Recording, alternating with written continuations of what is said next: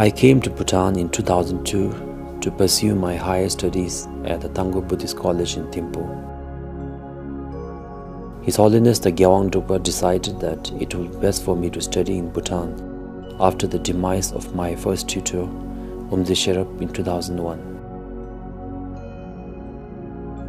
𝐓𝐻𝐿𝐴 Shedrup had been with Gyalwa Dokhampa since he was 6 and had been a father figure to him.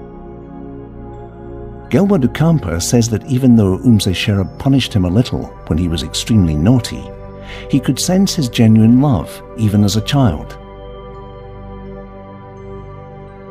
𝐓𝐻𝐿𝐴 Shedrup was a master meditator and a student of the great Ladakhi yogi Trulku, one of the heart sons of Drupong Shakyashiri. The loss of 𝐓𝐻𝐿𝐴 Shedrup was like losing a father for me. In many ways, his kindness to us all, his habit of giving second chances to everyone, his humility, clear of using anything that belonged to the monastery or was public property, greatly influenced my outlook on life. After his passing away, I think His Holiness the Gyalwa Dokhampa was concerned about my incomplete education and upbringing, as I was just 20 years old at that time. Finally, due to the kindness of His Holiness the present Khenpo Jigme Chhoeda and His Majesty the Fourth King of Bhutan, Jigme 𝐄𝐚𝐫𝐥𝐲, who was the then King of Bhutan, I came to Bhutan for my further studies. Gyalwa Dokhampa always spoke highly of Bhutanese masters, about their wisdom, and with particular emphasis on their humility. Gyalwa Dokhampa especially wanted me to receive teachings from His Holiness the 60th 𝐶𝐻 Rinpoche and present Khenpo Rinpoche. Strangely enough, Gyalwa Dokhampa had visited Bhutan on a pilgrimage in 2000 for the first time and had been to the Tango monastery as well. He recalls thinking to himself that he was glad he was not staying in Tango. It was in the middle of nowhere and too quiet for someone who had lived in the bustling town of Darjeeling for most of his life. However, the 9 years of his stay in Tango turned out to be some of the most beautiful years of his life. Even now, many years after he graduated from the Tango Buddhist Institute, he remembers his small cottage there with great fondness. I remember being struck by the silence at the Tango that was broken only by the rushing river. On the first day of my lesson, all the peaks were covered in snow, even though it was already the 4th lunar month. It took me a while to get used to this silence. Initially, I deeply desired to return to Darjeeling. However, former Tsuklak Lupin Rinpoche, Lupin Samten, who was the then principal of Tango, and His Holiness the Gyalwa Dokhampa managed to keep me at Tango by telling me every year that I just had 1 more year to go. I remain grateful for Lupin Samten's endless and unconditional kindness and understanding. Thanks to Lupin Samtenla, I had fallen in love with Tango by the 5th year of my stay.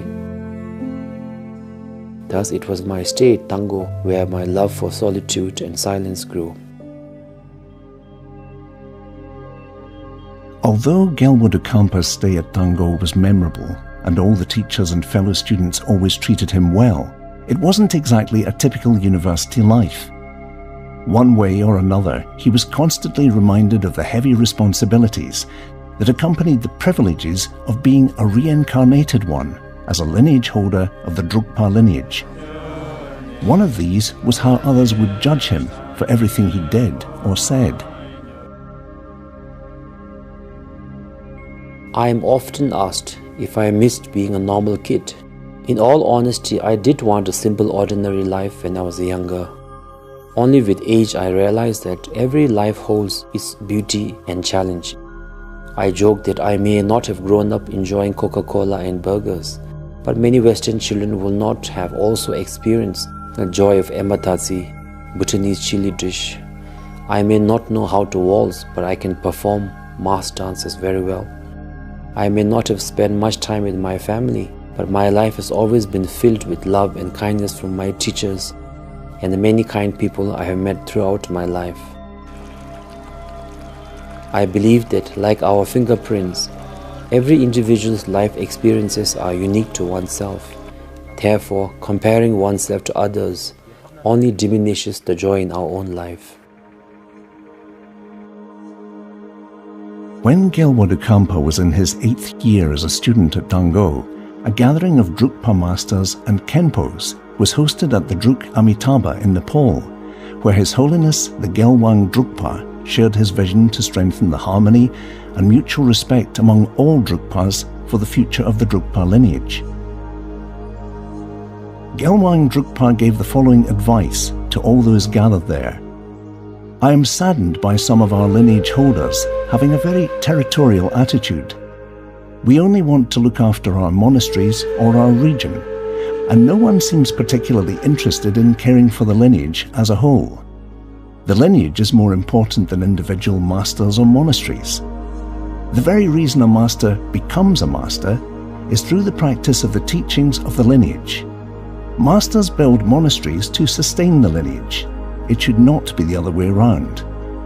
Unfortunately, we also tend to get attached to a monastery and an individual master, leaning towards the approach of my monastery, my guru, instead of Drukpa lineage master and Drukpa monastery. This attitude of referring to my monastery, my guru, is dangerous as it creates fiefdoms that cause various divisions among lineage holders and monasteries. This individualistic attitude threatens the long-term survival, shared identity, to remain in harmony and unity with mutual respect, and ultimately to preserve the teachings of the Drukpa lineage.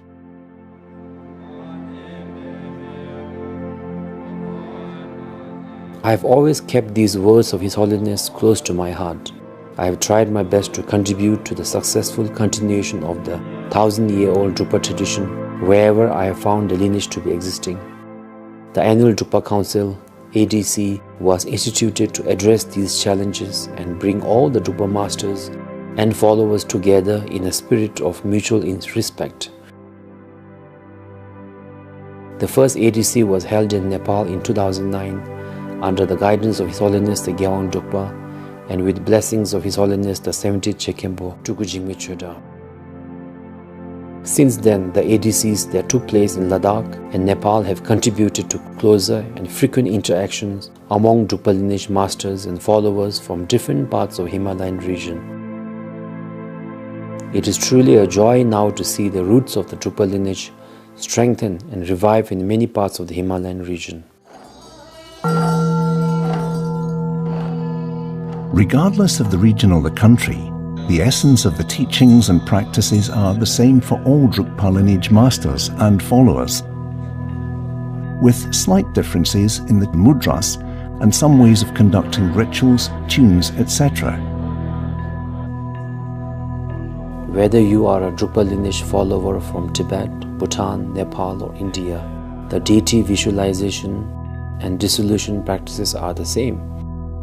All the Drukpa lineage practitioners consider the four-armed Mahakala, Mahakali Tisulma and the raven-faced Mahakala as protector deities of the lineage, and Chakrasamvara and Vajrayogini as the principal deities of practice.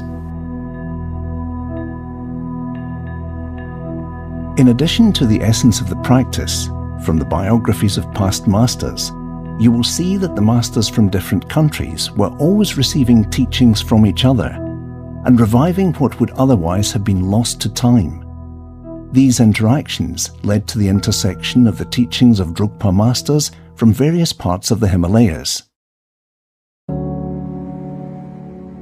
It is safe to assume that there may not be any Drukpa meditator in Bhutan who is not a disciple of Bhutan's 68th Chapje Tizur Rinpoche. The Domsum Gyuik, the lineage of 3 yanas written by His Holiness Chapje Tizur, says that His Holiness journeyed to the Tibet and received teachings from various Drukpa masters of Tibet, such as Chokdar Rinpoche of Dingboche Monastery and 8th Drukpa Shogun of Deshin Chongur Monastery.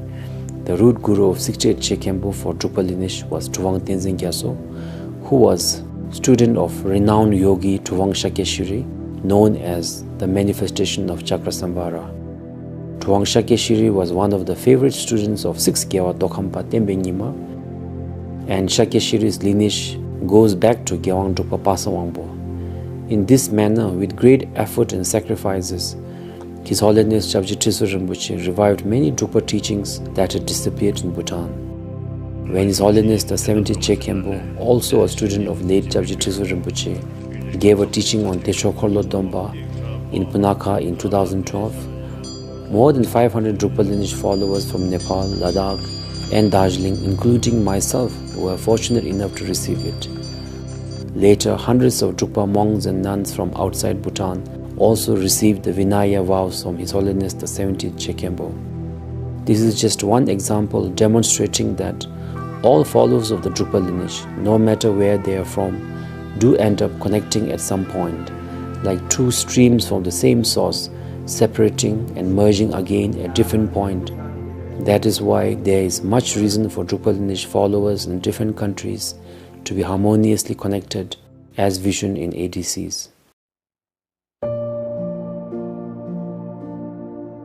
Gyalwa Dokhampa remembers to this day how he was appointed the chairperson of the first annual Drukpa Council.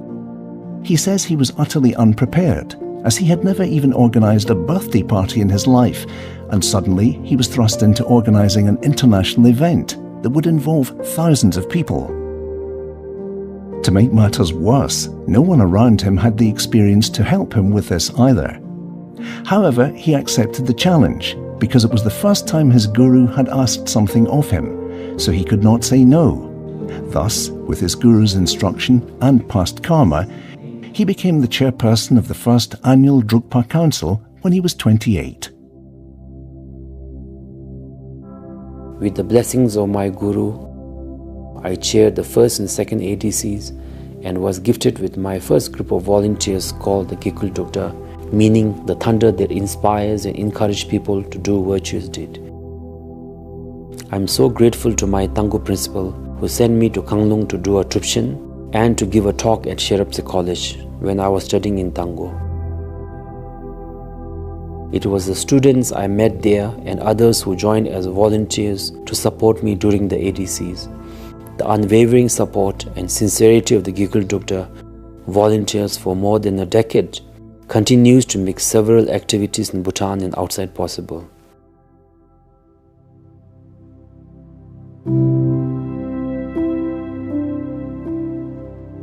In 2010, Gyalwa Dokhampa was offered the Druk Ralung Shedrup Choling monastery by the community in Kabisa not long after he graduated from Tango. But before deciding to accept the monastery, he sought the advice and the blessings of both his gurus, His Holiness the J. Khenpo, His Holiness Gyalwang Drukpa, and his teacher Tsukla Lopon Samten. His gurus and teacher told him that he would face some challenges, but accepting it would benefit the sentient beings. Previously, there used to be a small temple where Druk Ralung Shedrup Choling now stands. From what is known, the small temple that could fit 20 to 30 people was built by Lama Dendop with his monks from Ralung Monastery in Tibet, who came to Bhutan in the 20th century after the Cultural Revolution in Tibet. After Lama Dendop passed away in 2001, the monastery's upkeep became a huge challenge, as it was a private monastery. Initially, the monastery was known as Druk Ralung Choling, a name given by the monks who came from Ralung in Tibet. Although that was a good name, Gyalwa Dokhampa changed the Choling to Shedrup Choling. Shepa means philosophy, and Drup means retreat or meditational part of the practice, as he always wanted philosophy and meditation to go hand in hand for Buddhist practitioners. His thinking is that just mastering philosophy is not enough without the meditation part. Not much inner transformation can take place without the latter. And to realize the essence of the name, facilities, curriculum, and necessary support systems have been integrated at Druk Ralung Shedrup Choling for both learning and doing retreats. Gyalwa Dokhampa's wish to create an enabling environment for Buddhist practitioners to study philosophy and practice meditation extends even to lay practitioners. After taking over the Druk Ralung Shedrup Choling monastery, he began conducting short retreats, between 4 to 7 days, for beginners to understand and practice Buddhism. His primary focus was his volunteers and school children. He was inspired to include school children after giving short teachings at Lungten Zampa Middle Secondary School, as per the advice of his principal at Dango University. In 2011, the first Dragon Yogis retreat was conducted at Druk Ralung Shedrup Choling, especially for 𝐾𝐬𝐩𝐢 volunteers. Rinpoche recalls that there were just about 30 of them in the old temple, and there was not even proper toilets then.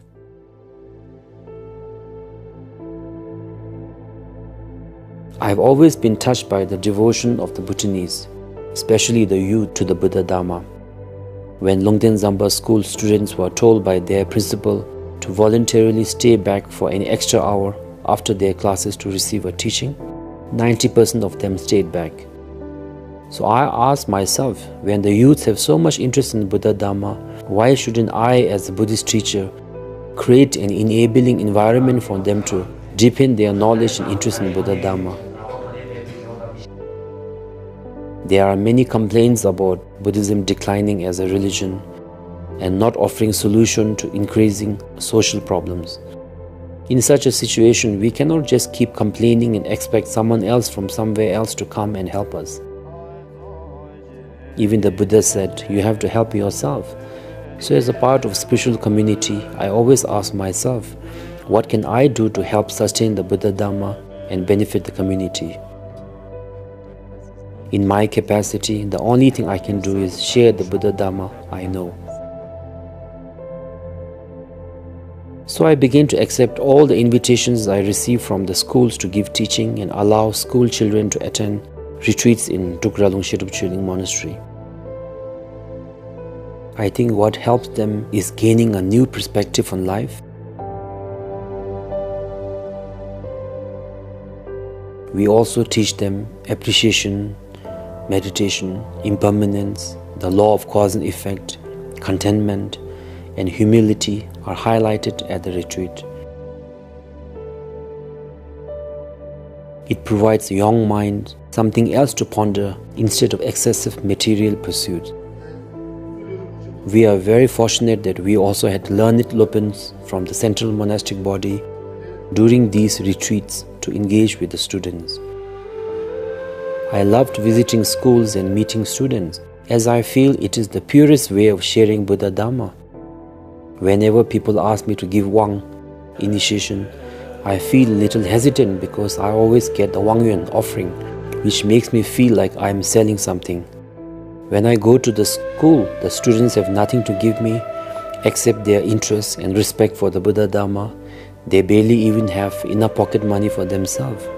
I have nothing to give them except my sincerity and my little knowledge of Buddha Dharma. I think it is such a pure interaction.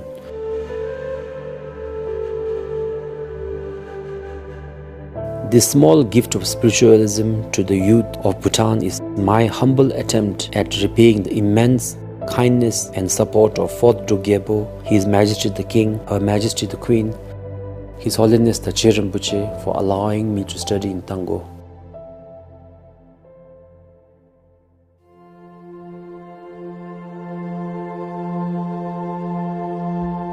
In addition to the annual Drukpa councils and the short retreats, another special event Rinpoche had with the 𝐾𝐬𝐩𝐢 volunteers was their pilgrimage to 𝐶𝑖ngye-dzong. Inspired by 𝐶h𝐵𝐺 𝐺hadru Rinpoche, known as the Great Master of Pilgrimage, who walked to holy places for purification and accumulation of merit, they undertook the difficult journey. 𝐶𝑖ngye-dzong is very special to Gyalwa Dokhampa because of Bero Rinpoche, the great Nyingma master.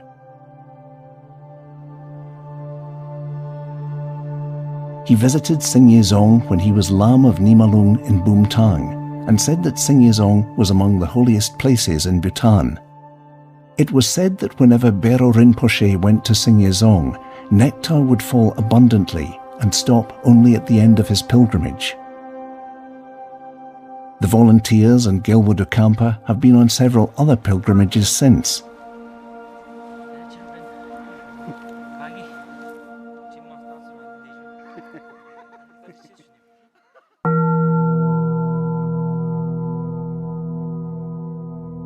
Coming back to DRSC Monastery, I built this new temple at DRSC Monastery as a tribute to Shabdrung Ngawang Namgyal's kindness.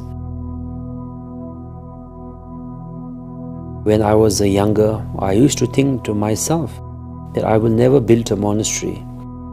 To construct a monastery is difficult, and even more difficult is to manage and sustain it.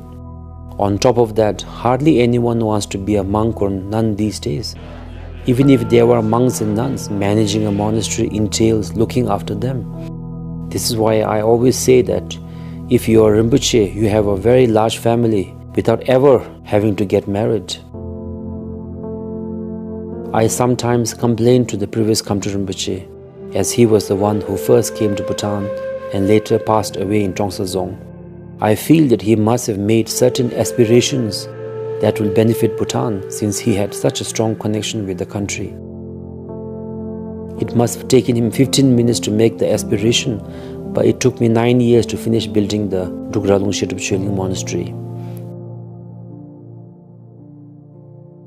Having said that, it must also have been his blessing and power of his aspiration that made this happen successfully.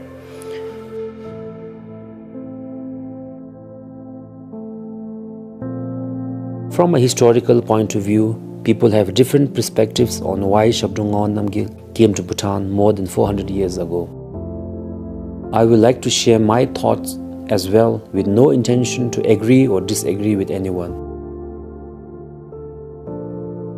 When I think of the two reincarnations of the Khenpo Pema Karpo, Shabdrung Ngawang Namgyal and Gyalwa Dokhampa Pasawangbo, especially from the perspective of acts of Bodhisattva, I get reminded of the story of Shonun Norsang, narrated in the Jewel Ornament of Liberation by Gampopa.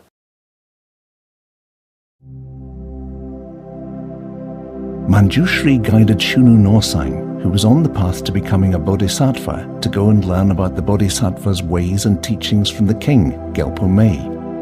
However, when Shunu Norsang saw the fierce-looking king, who was punishing people severely, even amputating their body parts as punishment, he thought to himself that the king couldn't be a bodhisattva and that Manjushri may have sent him to the wrong place.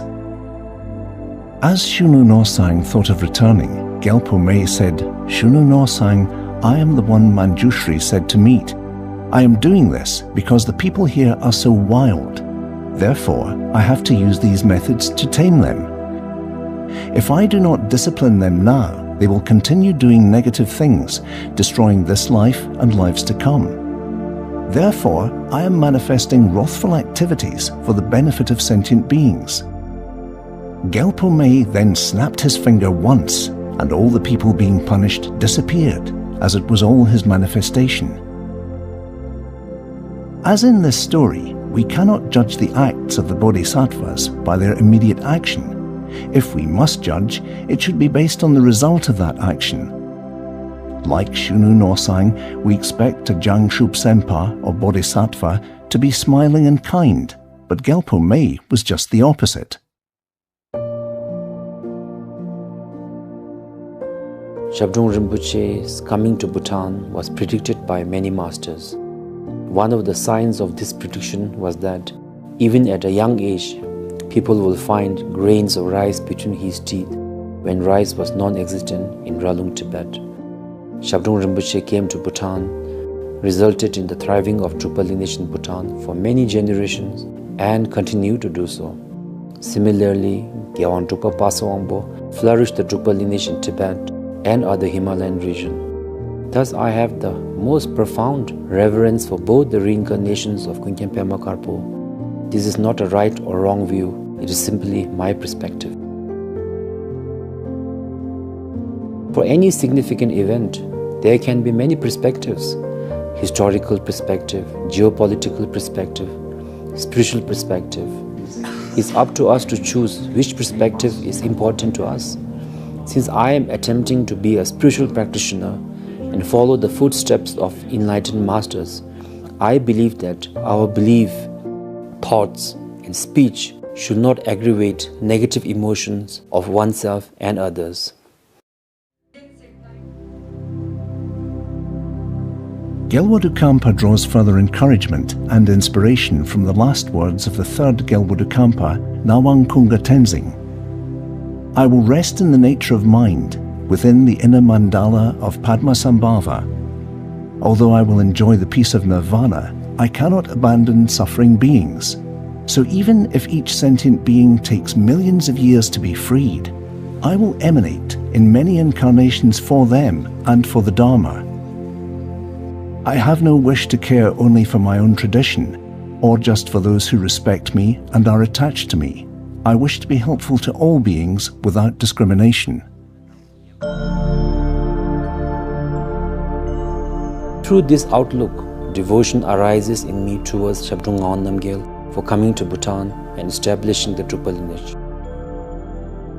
Due to this, I have always harbored the thought that if I ever build a monastery in Bhutan, I will want it to be a part of the central monastic body, to be seen as a symbol of harmony between Drukpa Lineage masters and followers of different countries. I submitted to His Holiness the Khenpo that as long as I am there, I will renovate, serve and manage the Druk Ralung Shedrup Choling monastery without requesting any resources from the central monastic body or the royal government. However, for harmony and sustainability after I am gone, I requested His Holiness to accept Druk Ralung Shedrup Choling as a part of the central monastic body. His Holiness, with so much compassion and trust, accepted this submission of mine. That is one more kindness among countless kindnesses that my compassionate Guru has showered upon me, for which I remain ever grateful. I am always thankful to be under the umbrella of blessing of His Holiness the Khenpo. Still, the acceptance of Druk Ralung Shedrup Choling as a part of central monastic body by His Holiness is an assurance that whatever effort and resources we put into building this monastery will not go to waste. The monastery will not be a run-down state like before in my absence, as now it is part of a larger institution.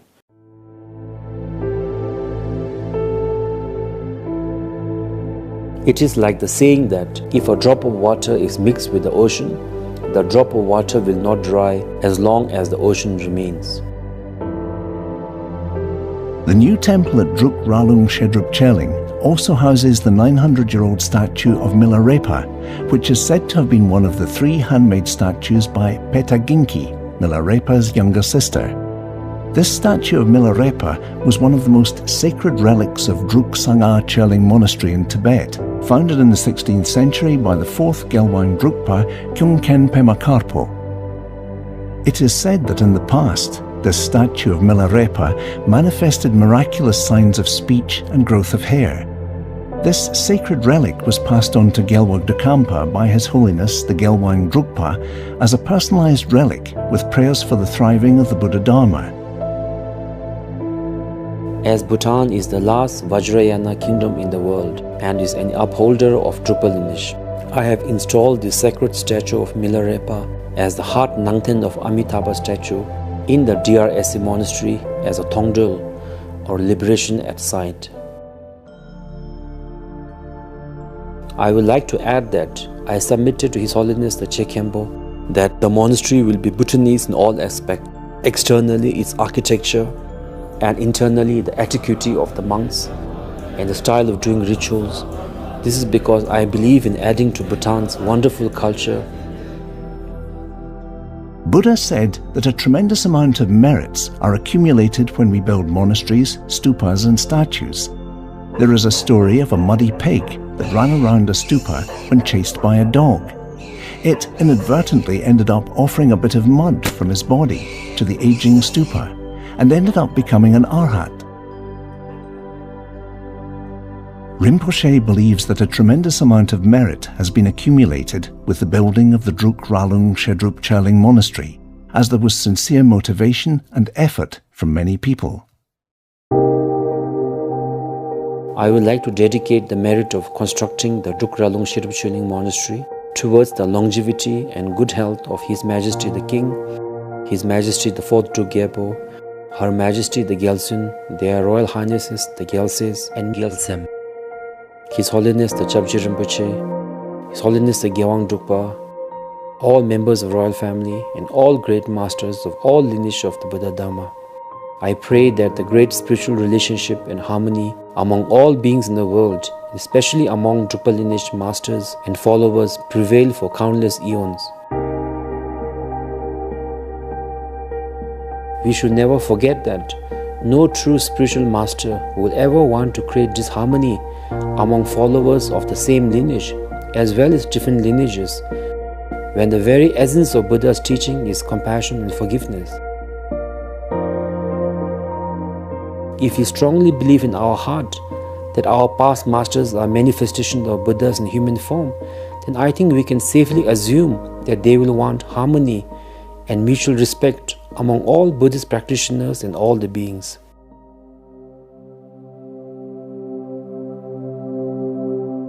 Being in harmony and supporting each other will please all the enlightened beings to whom we continuously pray. This is in line with the teachings of the Buddha. Gyalwa Dokhampa also makes a special dedication of merit to the sponsors of this temple from Bhutan, Malaysia, Vietnam, and many other countries. Many of the sponsors have never been to Bhutan and barely know anything about the country. Rinpoche wants to assure them that as long as this monastery stands, and as long as this monastery continues to benefit sentient beings, transforming hearts and lives, then all those who took part in establishing this temple will receive immeasurable merits and blessings.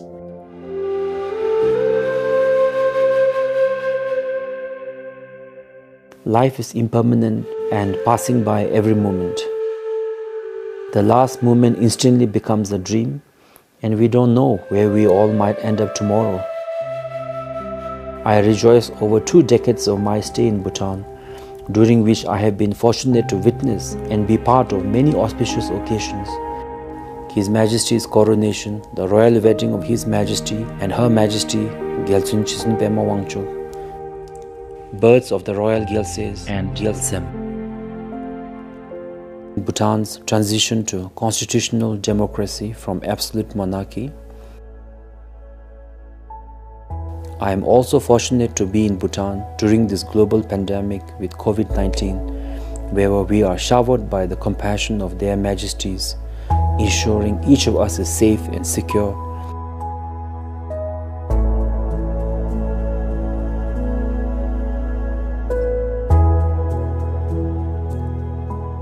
With the memories of all these precious moments in Bhutan, my appreciation and gratitude to the Kingdom of Bhutan will always remain unwavering. And I pray that the people of Bhutan always enjoy peace, prosperity, and happiness. May there be no natural disasters, poverty, disease, and sickness. May the people of Bhutan always enjoy the wise leadership of great Dharma kings and the blessings of great master like His Holiness, the 𝐶𝐶 𝐄𝐚𝐫𝐥𝐲 and other great spiritual masters.